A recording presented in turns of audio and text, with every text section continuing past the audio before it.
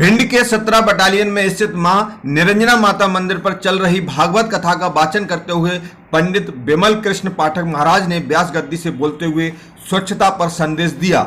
उन्होंने कहा कि मन की पवित्रता के साथ साथ हमें अपने घर द्वार नगर की स्वच्छता पर भी ध्यान देना चाहिए। जितनी जिम्मेदारी प्रशासन की है उससे कहीं अधिक हमारी और आपकी है।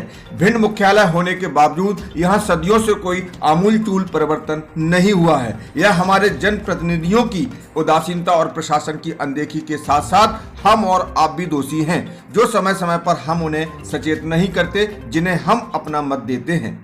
इंडिया फास्ट 24 के लिए भिंड से मुकेश मिश्रा की खास रिपोर्ट।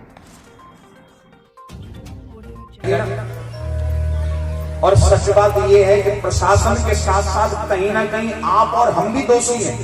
आज भिंड की कई गलियों में जब थोड़ी सी बरसात हो जाए तो पानी भर जाता है, बिल्कुल नालियां चौक पड़ जाती है। कारण क्या है? हमारे घर की पॉलीथीन, हमारे घर का कचरा हम लोग उठाकर घर तो साफ कर दिया। घर में तो हमें बड़ा आनंद आ रहा है कि हमारा घर बहुत बढ़िया, पर कचरा उठा के हमने बाहर फेंक दिया। एक निवेदन आपसे करूं, जब तक हम संकल्प नहीं लेंगे तब तक हमारा देश प्रदेश कैसे साफ हो पाएगा? सबसे पहले हमको अपना घर साफ करना है। घर साफ होगा फिर गली का ध्यान रखें, गली साफ करें। घर साफ ही होगी तो वार्ड की सफाई होगी, और वार्ड की सफाई हो जाएगी तो उसके बाद फिर जिले का नंबर आएगा, जिले की सफाई होगी और जिले के देश में साफ सफाई का अभियान संपूर्ण रूप से। पहला निवेदन, अगर कहीं पॉलीथीन में आपने कुछ बांध के डाल दिया, रात का बचा हुआ खाना या कोई भी कचरा डाल दिया, गौ माता घूम रही होती है और पॉलीथीन को वो पहले कोशिश करती हैं फाड़ने की, जब नहीं बढ़ती तो पॉलीथीन ही रहती है और एक दिन उस गौ माता को मरना पड़ता है। कहीं ना कहीं आप और हम दोषी हैं।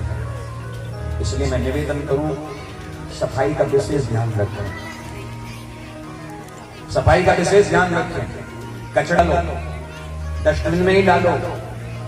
और आप सबको थोड़ा जागरूक होने की जरूरत है।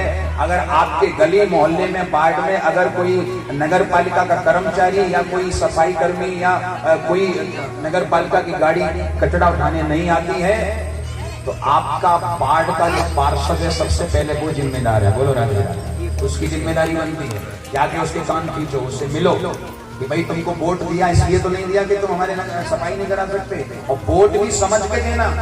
किसी को भी अपना आप नेता चुनते हो वो आपके मत से चुना जाता है, और आप जब मत उसको दे देते उसके बाद पूछता भी नहीं। सोच समझ के ही करना वोटिंग। ऐसे व्यक्ति को वोट दो जो आपके सदा साथ रहे, जो आपका काम करने वाला हो। और दूसरी बात, केवल स्वार्थी मत बनना कि हमें कोई ठेका दिलवा दे या हमें। ताकत तो है, जहां पुरानी धरोहर है आज उनका पुनः जीर्णोद्धार हो चुका है, कई जिलों में बन गए, लेकिन भिंड जिले का आज तहसीलों का भी हो गया, लेकिन भिंड जिले का आज तक नहीं हुआ। इसका कारण केवल नेता लोग ही नहीं है, इसका कारण आप और हम भी हैं।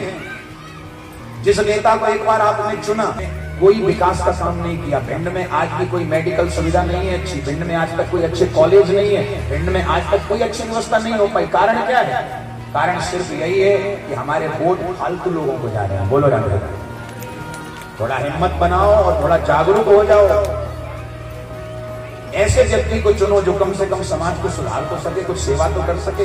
भिंड में कोई परिवर्तन ही नहीं हो रहा है, कोई परिवर्तन नहीं है।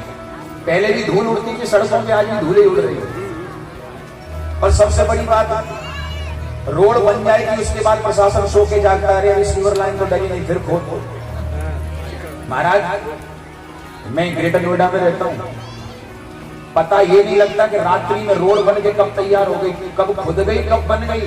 रातों रात काम हो जाते हैं। वहां की अथॉरिटी में इतनी पावर है कि वो रातों रात काम कर देती है। और भिंड जिला है, जबकि मैं कहता हूं कि जिला मुख्यालय तो इतना साफ सुथरा और सुंदर होना चाहिए कि व्यक्ति प्रवेश करते ही कहे कि किसी जिले में हम आए।